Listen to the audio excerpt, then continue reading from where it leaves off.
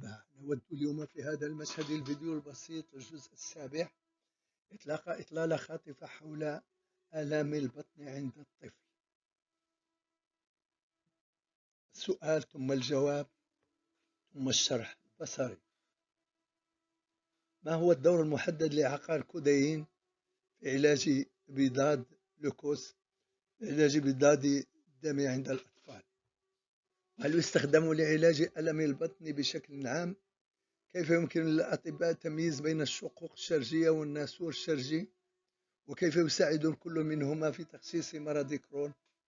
ما هي الفحوصات الأخرى التي يمكن إجراؤها لتأكيد الإصابة بمرض بيست، خاصة إذا كانت الأعراض غير واضحة؟ هل يمكن أن تكون مستويات الحديد طبيعية في بعض حالات الداء الزلاقي سيلياك؟ وهل يعتبر فحص الحديد وحده كافيا للتشخيص؟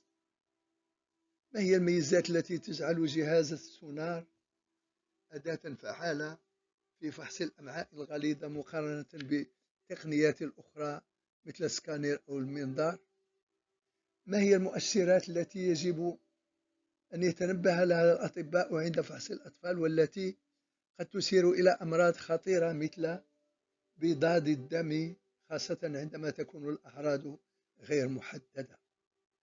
الشرح: في حالة بضاد الدم اللوكوز أو ارتفاع عدد كريات الدم البيضاء، يتم علاج الأطفال بعقار الكودايين. يساعد وجود إصابات حول منطقة الشرج مثل الشق الشرجي الذي يتميز بموقعه الجانبي والناسور الذي يتميز بموقعه الأبعد عن فتحة الشرج. يساعد ذلك في تشخيص الألم الناتج عن مرض كرون.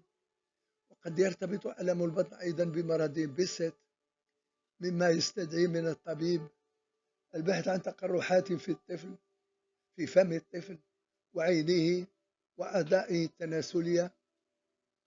لا يستهان بأهمية الفحوصات الدموية، حيث يمكن أن تكشف عن انخفاض في البروتينات أو ارتفاع عامل التهاب سيربي.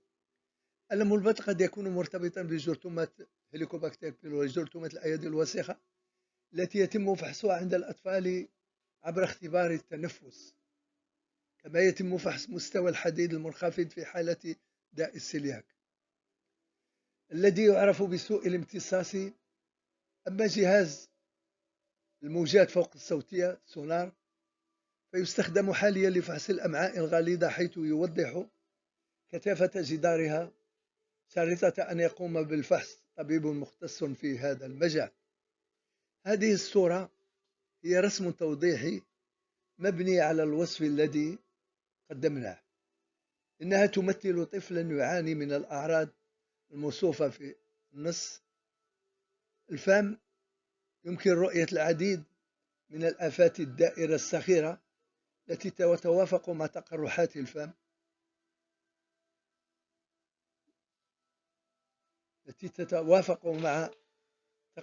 الفم، حول العينين تم توضيح آفات مماثلة حمراء ملتهبة على الجفون وتحت العينين. على الجسم تظهر بقع حمراء أيضا على الجزء العلوي من الجسم، الصدر، مما يمثل الآفات المذكورة لأجزاء أخرى من جسم الطفل. باختصار، الصورة هي تصور بصري للأعراض التي وصفناها بالتفصيل، وهي وجود تقرحات الفم في الفم والعينين ومناطق أخرى من جسم الطفل.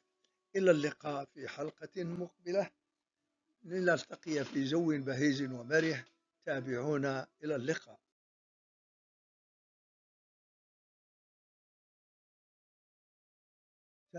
نود اليوم في هذا المشهد الفيديو البسيط الجزء الثامن إطلاق إطلالة خاطفة حول ما تبقى من معلومات بالنسبة لفحص الطفل الذي يشتكي من ألم البطن. السؤال ثم الجواب: ما هو الفرق بين جهاز الأنتيرو سكانير والأنتيرو يرام؟ ومتى يفضل الأطباء استخدام أحدهما على الآخر؟ في تشخيص أمراض الأمعاء، ومتى يفضل الأطباء استخدام أحدهما على الآخر في تشخيص أمراض الأمعاء. بالنظر إلى أن فحص الASP ضروري في فحص ألم البطن، فما هي الحالة التي يكون فيها هذا الفحص أكثر فائدة من غيره؟ وما هي الأمراض أو الحالات التي يمكن أن يكشف عنها بشكل خاص؟ كيف يمكن أن يساعد تنظير القولون والتنظير العلوي في تشخيص الأمراض التي تسبب آلام البطن والتي لا تظهر في الفحوصات التصويرية؟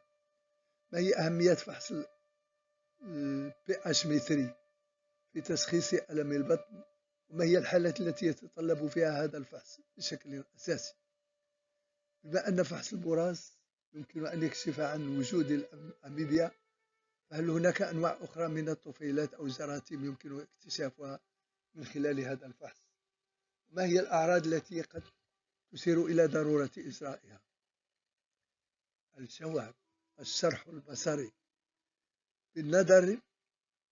بالنظر إلى أن فحص الASP ضروري، الحالات التي يمكن أن يكشف عنها ما هي الحالات التي يمكن أن يكشف عنها بشكل خاص؟ كيف يمكن أن يساعد تنظير القولون والتنظير العلوي في تشخيص الأمراض التي تسبب ألم البطن التي لا تظهر الفحوص التصويرية؟